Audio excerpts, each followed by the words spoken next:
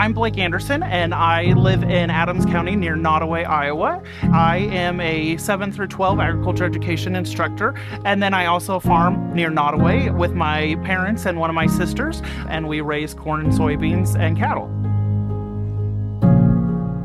Hi, I am Randy Francis. I live in Buchanan County. I farm with my wife, Megan. We have 3 kids, JJ, Macy, and Kale. We are a diversified pig farm. We farm with my parents, and we have a business partner. We deliver all of our pigs to Tyson and Waterloo, Iowa. My name is Devon Murray. I live west of Charles City in Floyd County, Iowa. We farm corn and soybeans up here and run a seed business. I farm with my dad. My wife, Sarah, is involved as well, along with our 3 children, Marin, Jack, and Clint, ages 11 and under.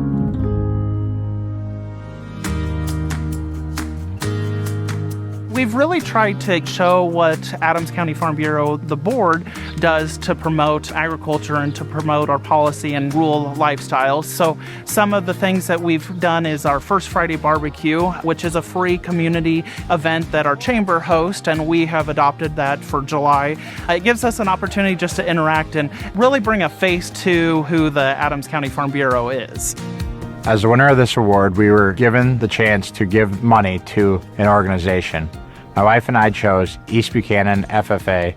Going to school there, we did not have an FFA program, and there's been a lot of really successful kids that have gone through that program that have came back into agriculture, and so I'd like to see that program grow.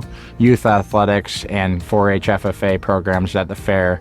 That gives people a reason to come back to rural communities, and that's what I care about. Community involvement is super important to me. I just think you have a small town, you got to support your small town if you want to keep it viable in the future. Our kids are involved in baseball and softball and basketball, and so we try to be involved there, help where we can.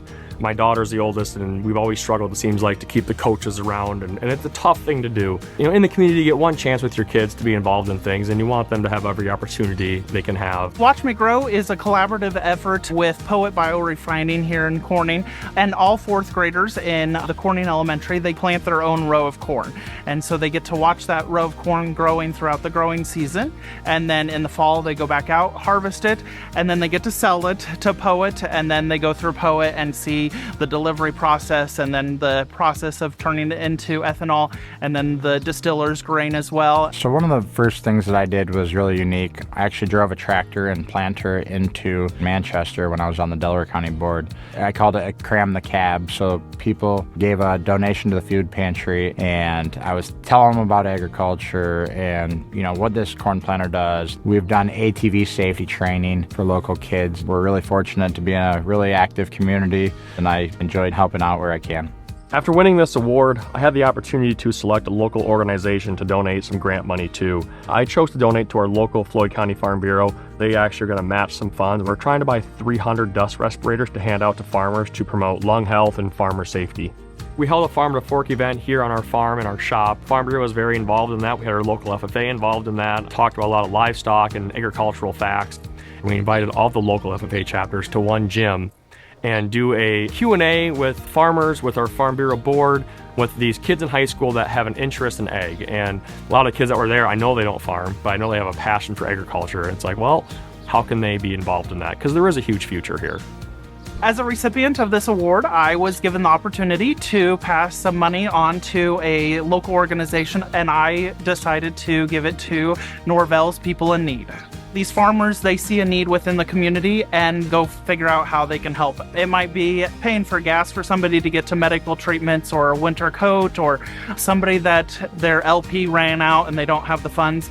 They're just a group of guys, they don't look for any recognition with it, and they want to make sure that people are taken care of. We were looking in the spokesman one day, and I saw there was the Young Farmer Conference, and we had a great time. Just the people that we met going through the same situations as us. Then what does the local county board do? They said, hey, you just went to the Farmers Conference, and do you want to join our board? I have sat on the Delaware County Farm Bureau board, the Buchanan County Farm Bureau board. That really taught me a lot of what the Farm Bureau organization is.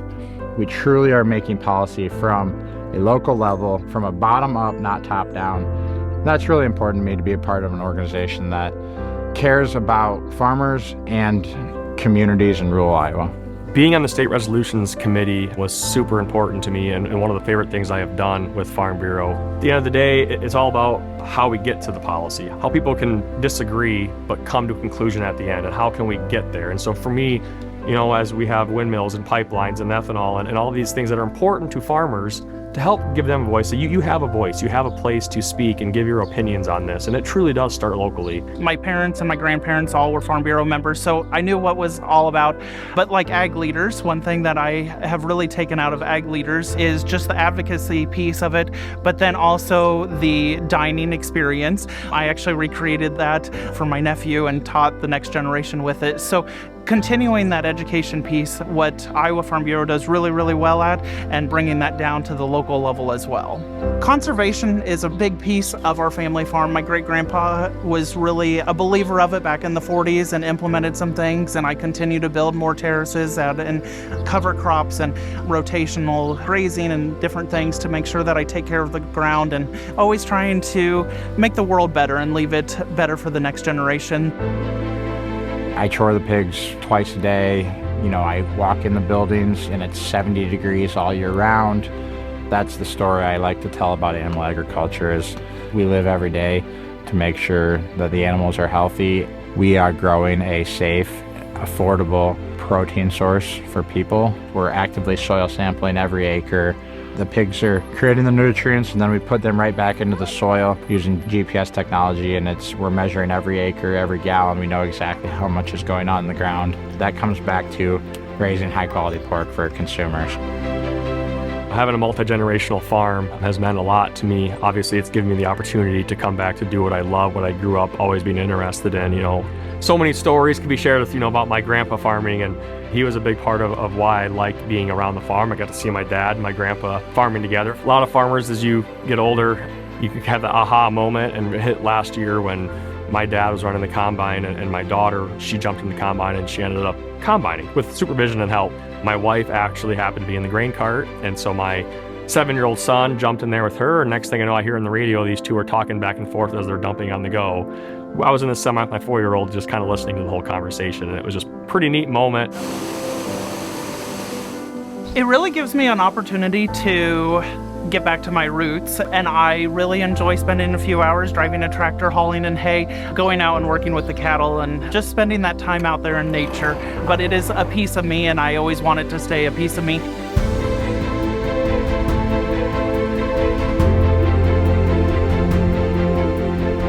I think this will always be the home farm. We hope to carry this legacy on, and hopefully one day my kids are doing the same thing.